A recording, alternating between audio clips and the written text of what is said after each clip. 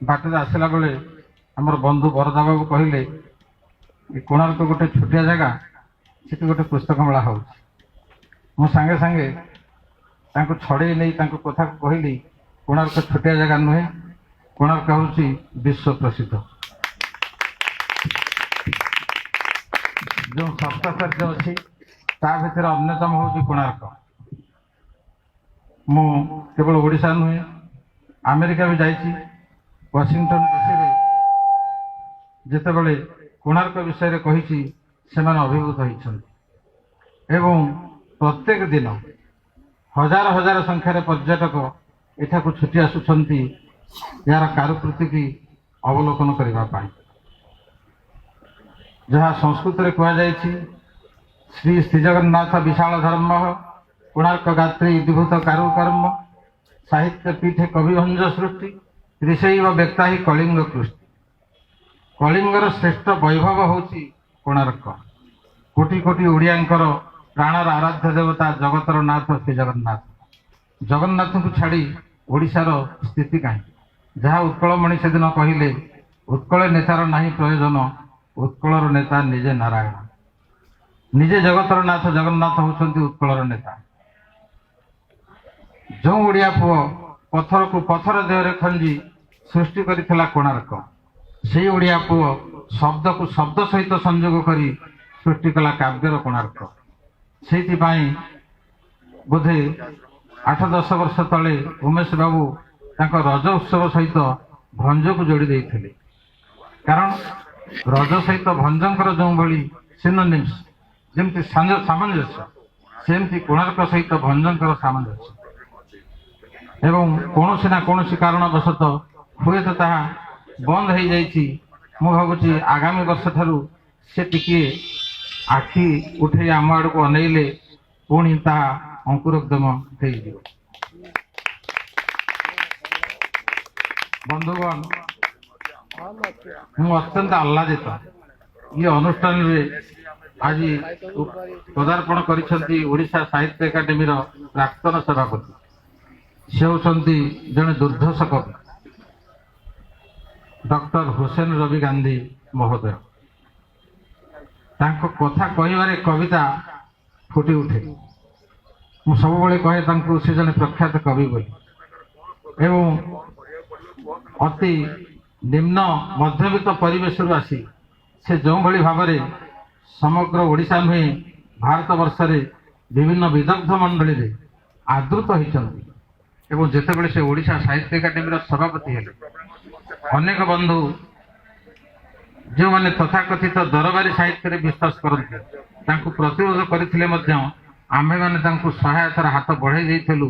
କଟକ ଶ୍ରୀରାମଚନ୍ଦ୍ର ଭବନରେ ଯାଇ ତାଙ୍କ ପାଇଁ ଅଭିଭାଷଣ ରଖି ତାଙ୍କୁ ସମର୍ଥନର ପ୍ରତିଶ୍ରୁତି ଦେଇଥିଲେ। ଏଇଥିପାଇଁ ଯେ ଇଏ ସମାଜରେ ଅନ୍ୟ ଜଣକୁ ଆଉ ଜଣେ ସହ୍ୟ କରିପାରେ ନାହିଁ। ତାଙ୍କ ଉପରେ ଈର୍ଷା ବିଦ୍ୱେଷ ରଖି ଯେଉଁମାନେ ଦରବାରୀ ସାହିତ୍ୟରେ ବିଶ୍ୱାସ କରନ୍ତି ତାଙ୍କୁ ଖସେଇ ଦେବା ପାଇଁ ଉଦ୍ୟମ କଲେ ଏବଂ ସେଥିରେ ମଧ୍ୟ ସେମାନେ ସଫଳ ହେଲେ। କିନ୍ତୁ ହୁସେନ ରବି ଗାନ୍ଧୀ କୋଟି କୋଟି ଓଡ଼ିଆଙ୍କ ହୃଦୟ ଭିତରେ ଆଜି ବିରାଜମାନ କରୁଛନ୍ତି। ସେ ଆଉ ଜଣେ ସାଲବେଗ ବୋଲି ମୁଁ କହିବି। ମୁଁ ତାଙ୍କୁ ସଶ୍ରଦ୍ଧ ପ୍ରଣାମ ଜଣାଉଛି। ଆମର ବଡ଼ ଭାଇ ସେ, ଏବଂ ସୁନ୍ଦର ଭାବରେ ଯେଉଁ ଅଭିଭାଷଣ ରଖିଲେ, ସାରଳା ଦାସଙ୍କ ଠାରୁ ଆରମ୍ଭ କରି ଗୋପୀନାଥ ମହାନ୍ତି, କାହ୍ନୁ ମହାନ୍ତି ଏବଂ ହୁସେନ ରବି ଗାନ୍ଧୀ ଇଏ ପର୍ଯ୍ୟନ୍ତ ସେ ଗଢ଼େଇ ଆଣିଲେ।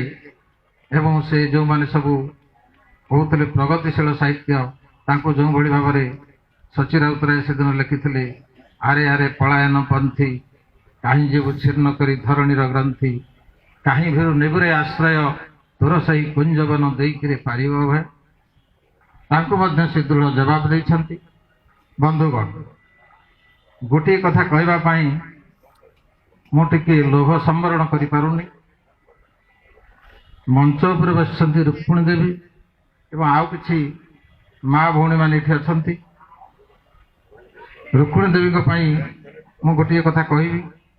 ଆପଣ ଯେତେବେଳେ ଗୋଟେ ହାର ପିନ୍ଧିଛନ୍ତି, ସୁନାର ହାର, ବା ଗାଁ ଗହଳିରେ କହନ୍ତି ପତର ମାଳ ବୋଲି, 20 ପଇସା ସବୁ ଦେଖିଥିବ, ତା ଭିତରେ ପତର ମାଳ କରାଯାଏ। କିନ୍ତୁ ମଝିରେ ଗୋଟାଏ ହୀରାର ପଦକଟା ଝଟକୁ ଥାଏ। ମା ମାନେ ତାକୁ ସବୁ ପକେଇଥାନ୍ତି, ଭଉଣୀ ମାନେ ପକେଇଥାନ୍ତି। ଦୃଷ୍ଟି କାହା ଉପରେ ଆପଣ ମାନଙ୍କର ଆକର୍ଷିତ ହୁଏ? ଦୃଷ୍ଟିଟା ହଠାତ୍ ପଡ଼ିଯାଏ ସେ ହୀରା ପଦକ ଉପରେ। ଜମ୍ବୁ ନଦହାର ମଧ୍ୟରେ ହୀର ପଦକ ପରି। ଜମ୍ବୁ ମାନେ ସୁନା ମାଳା ଭିତରେ ହୀରା ପଦକ ଭଳିଆ। ଜମ୍ବୁ ନଦହାର ମଧ୍ୟରେ ହୀର ପଦକ ପରି ଦିଶୁଛନ୍ତି ଆମ ଗହଣୀ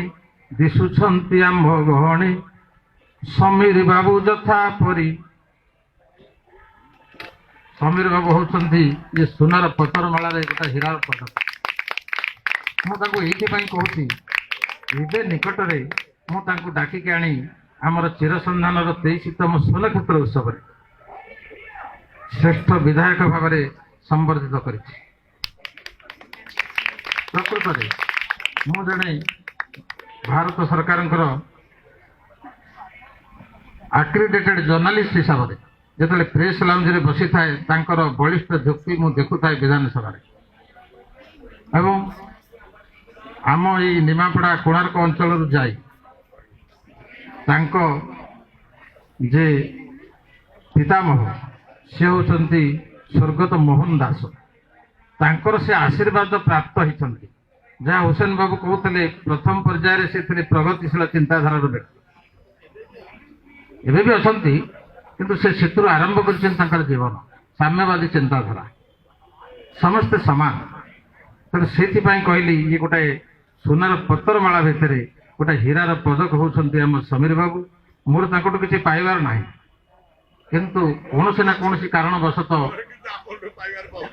ମୋର ତାଙ୍କ ପ୍ରତି ଗୋଟେ ଲୋଭ ବଢ଼ିଗଲା।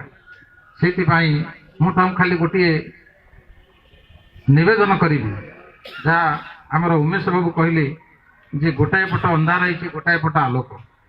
ସେ ଆଉ ଗୋଟାଏ ପଟକୁ ଆଲୋକିତ କରିଦେବେ ଆପଣ ସମୀର ବାବୁ। ଆପଣଙ୍କ ପାଇଁ ଏଇଟା ବାଁ ହାତର ଖେଳ।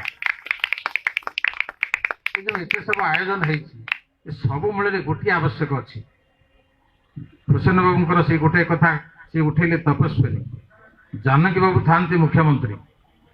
ମୁଁ ସେଇ ଗଙ୍ଗାଧର ମେହେରଙ୍କର 3ଟି ପଦ ଗାଇ ତାଙ୍କଠୁ ଗୋଟାଏ ଲକ୍ଷ ଟଙ୍କା 1995 ମସିହାରେ ସାଙ୍ଗେ ସାଙ୍ଗେ ଘେନି ଆସିଲି। କହିବାର ଉଦ୍ଦେଶ୍ୟ ହେଉଛି, ସେ କବିତାରେ ଏଭଳି ମହକ ଥିଲା ଏବଂ ଜାନକୀ ବାବୁ ଜଣେ ପଣ୍ଡିତ ବ୍ୟକ୍ତି ଥିଲେ, ସେ ସାଙ୍ଗେ ସାଙ୍ଗେ ତାକୁ ଗ୍ରହଣ କଲେ। ତେଣୁ ଆପଣ ଏଇ କଥାକୁ ଗ୍ରହଣ କରିବେ। ଉମେଶ ବାବୁ ଯାହା ଗଙ୍ଗାଧର ମେହେର ଲେଖିଛନ୍ତି, ଧନ ଦେଖି ଜନ ମନ ଭୁଲି ଯାଏ, ଜଗତେ ଅଛି ଏ ଖ୍ୟାତି, ଧନ ପାଇଁ ଲୋକେ ଜୀବନ ଦିଅନ୍ତି, ଘୋରୁଆ ହବରେ ମାତି। ଏ ଧନ করে ଦାନୀ, ଧନ করে ମାନି, ଜ୍ଞାନୀ କରିପାରେ ଧନ, ଧନ ବଢ଼େ ଆଣି ଧନ ବଢ଼େ ଠାଣି, ଧନର ସେବକ ଜନ। ଆଉ ଧନ ସଙ୍ଗେ ପ୍ରଭୁ ପଣ ରହିଥାଏ। ସମୀର ବାବୁ, ତୁମ ପାଖରେ ଧନ ଅଛି, ଏଣେ ପୁଣି ନିମାପଡ଼ାର ବିଧାୟକ, ନିମାପଡ଼ାର ରାଜା। ଧନ ସଙ୍ଗେ ପ୍ରଭୁ ପଣ ରହିଥାଏ, ଧନହୀନ ସିନା ଦାସ, ଧନ ଥିଲେ କିମ୍ପା କରିଥାନ୍ତା ଆଜି, ଅନୁରୋଧ ଏ ଉମେଶ। ତେଣୁ ତାଙ୍କୁ ଆପଣ ସହଯୋଗର ହାତ ବଢ଼େଇ ଦେବେ। ମୁଁ ଭାବୁଛି ଏଇଟା ଆପଣଙ୍କ ପାଇଁ କିଛି ଗୋଟେ ବଡ଼ କଥା ନୁହେଁ। ଶେଷରେ ଆସିବି ରୁକ୍ମିଣୀ ଦେବୀ। ରୁକ୍ମିଣୀ ଦେବୀ ହେଉଛନ୍ତି ଶ୍ରେଷ୍ଠ ପାଟବଂଶୀ। ଶୋଭନୀୟ ଶିକ୍ଷାଶ୍ରମର ଆପଣ ହେଉଛନ୍ତି ଶ୍ରେଷ୍ଠ ପାଟବଂଶୀ। ଯେତେବେଳେ ଶ୍ରୀକୃଷ୍ଣ ଦ୍ୱାରକାଧିପତି, ଦ୍ୱାରକାର ସେ ଅଧୀଶ୍ୱର, ଶୟନେ ସ୍ୱପ୍ନେ ଜାଗରଣେ, କିନ୍ତୁ ଅଷ୍ଟ ପାଟବଂଶୀଙ୍କ ପ୍ରତି ତାଙ୍କର ଆଉ ମନ ନାହିଁ। ମନ ଯାଇ ରହିଛି ରାଧାଙ୍କ ପାଖରେ। ସେଇଥିପାଇଁ ଉପେନ୍ଦ୍ର ଭଞ୍ଜ କ'ଣ ଲେଖିଲେ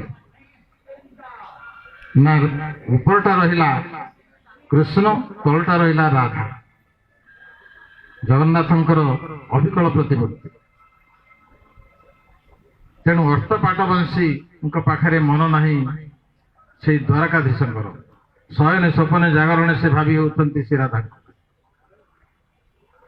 ଯିଏ ଅଷ୍ଟପାଟବଂଶୀଙ୍କ ଭିତରେ ଭାଳିଣୀ ପଡ଼ିଛି, ଆମେ ଶୁଣିଥିଲୁ ଗୋପରେ ଥିଲାବେଳେ ये कृष्ण राधा प्रेम रे पड़ जाते किंतु राधा तो बाहा होता चंद्रसेना नामे मूर्ख अच्छी एक गौड़ एक से परा से कन्या को विवाह होइछि चंद्रसेना नाम रे गोटे मूर्ख गौड़ टोका सी बाहा दुश्चरिता राधा को ता प्रेम रे द्वारकाधिपति कौन सतरे पड़ी या कौन सत सत्यभामा कहले हाँ नानी ये सत्य गोटे मध्याह्न प्रहर कृष्ण तांकर शयन कक्षरे विराजमान करिसंती गड़पड़ होउसंती रुक्मिणी जाई पहुंची गले तांकर पद संचालन करुछंती से तो अंतर्जामी अंतरर वार्ता तांकु जणा तथापि रुक्मिणी कहले प्रभु मोर बहु दिन गोटे मनोवांछा अच्छी किंतु ता कहि कहि बोली भरोसे कहि पारु ना ना कौन कह ना आपण को कौ कथा अजणा अच्छी ना तथापि कह ना गोपुरे थिला बेले गोटे राधा बोली सुंदरिया झेटे थिला ता प्रेम रे कोन तमे सतरे पड़िथिलो जेते बेले राधा कथा कहि दैछंती प्रभु तांकर अविकल प्रतिनिधि होउछंती जगतर नाथ जगन्नाथ राधा होउछंती तांकर इच्छा शक्ति एवं तांकर इष्ट शक्ति होउछंती मां काली स्वयं दक्षिण कालिका होउछंती श्री जगन्नाथ राधा होउछंती तांकर इच्छा शक्ति चारि भक्ति मध्य अटे प्रेम भक्ति सार से भक्ति अटई कोठ गोपी मानकर ए गोपी की भजिला भक्त प्रेम भक्ति पाई आन भक्ति रे मते प्राप्त बा काहिंजे तेणु ताहा सत्य ये जो गोपी मान को भक्ति ले प्रेम भक्ति पाइब ये प्रेम भक्तिर अविकल प्रतिनिधि होती श्रीराधा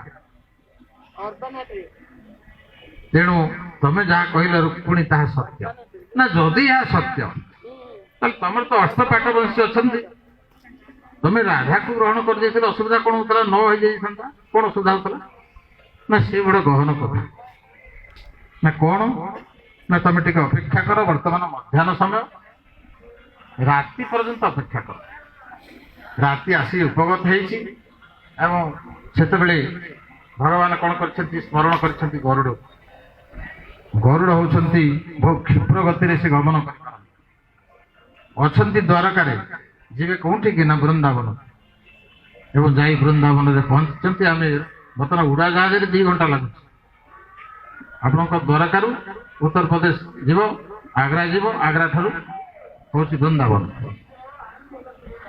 गरुड़ को स्मरण कर गरुड़ पीठी उपवेशन करजे प्रभु भगवान श्रीकृष्ण तांको पाखरे बसी रुक्मिणी जाई पहुंची वृंदावन से को राति अर्धप्रहर चारिआडे सुनसान निस्तब्ध ये तो गौड़ पिला गोटे बंशीवादन कर राधा शोते गोपपुर कहती आपण जहाँ को भावुथे इंग्रेजी कहते टेलीपैथी आम प्रकाश बाबू ये बस जन साहित्यिक इंग्रेजी कहते टेलीपैथी राधा को टेलीपैथी हो गला ये बंशीवादन कर समय आसी संसिद्ध होइला जहा कही अंबिका ये उद्धार तो ही बंशी डाक देला राधिका राधिका राधिका सुंदरी शुणी करी कोड़ी होइला केशवास संभाल होई बाली केशवास संभाल होई बाली कदम्ब मूल को धाइला राधा जो भली अवस्था शोते केश एवं बास यार लुगा ठीक नहीं पागल प्राय छुटिले थिले गोपपुर वृंदावन मात्र 1 किलोमीटर जो मैंने जाइए देखी राधा जिते पागल प्राय जाई देखिले से नटवर नाटुआ कृष्ण कृष्ण कहते देख प्रिय मु तम बिहुने किभली कंटा हो गलानी शयने स्वप्ने जागर